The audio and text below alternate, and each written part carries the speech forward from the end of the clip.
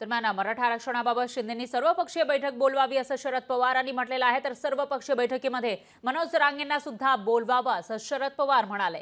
सर्वपक्षीय बैठकीमध्ये आमची भूमिका मांडणार असल्याचं शरद पवार यांनी सांगितलेलं आहे। तर 50% आरक्षणाचा धोरणामध्ये बदल झाला पाहिजे आणि त्यासाठी केंद्र सरकारने निर्णय घ्यायला हवा, आम्ही त्यांना सहकार्य करणार अशी भूमिकाही शरद पवार यांनी मांडलेली आहे। तर विरोधकांनी आरक्षणाविषयी, मराठ्यांच्या आरक्षणाविषयी आपली भूमिका मांडावी अशी मागणी वारंवार केली जाते। त्याच पार्श्वभूमीवर शरद पवारांच्या पुण्यातील निवासस्थानाबाहेर आंदोलन केलं जात होतं आणि त्यानंतर जे मराठा क्रांती ठोक मोर्चाचे नेते आहेत त्यांनी शरद पवारांची भेट घेतलेली होती आणि यानंतर झालेल्या पत्रकार परिषदेमध्ये शरद पवार यांनी आपली भूमिका मांडलेली आहे। मराठा आरक्षणाबाबत शिंदेंनी सर्वपक्षीय बैठक बोलवावी आणि त्याच्यामध्ये मनोज जरांगे पाटील जे मराठ्यांना ओबीसी मधून आरक्षण मागतात त्यांना सुद्धा बोलवावं असं शरद पवार म्हणाले।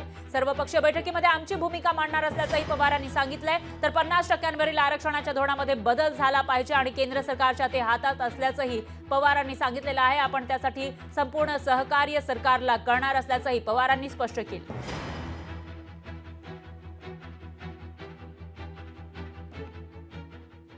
मुख्यमंत्र्यांनी सर्वपक्षीय बैठक बोलवावी। त्या बैठकीमध्ये राज्याचे त्यांना योग्य वाटतात त्या लोकांना निमंत्रित करावं। हा प्रश्न मांडण्याच्याबद्दल प्रकर्षानं गेले काही महिने ज्यांनी कष्ट घेतले ते श्री जरांगे यांनाही निमंत्रित करावं। याशिवाय दुसरा जो वर्ग आहे ओबीसीच्या संदर्भातला, त्या ओबीसीचं नेतृत्व करणारे जे कोणी घटक असतील त्याच्यात छगन भुजबळ असोत, त्यांचे अन्य सहकारी असोत, त्यांनाही निमंत्रित करावं। महाविकास आघाडीचे नेते या बैठकीत आले नाही, बैठकीला फाट फिरवली आणि बैठक झाल्यानंतर मात्र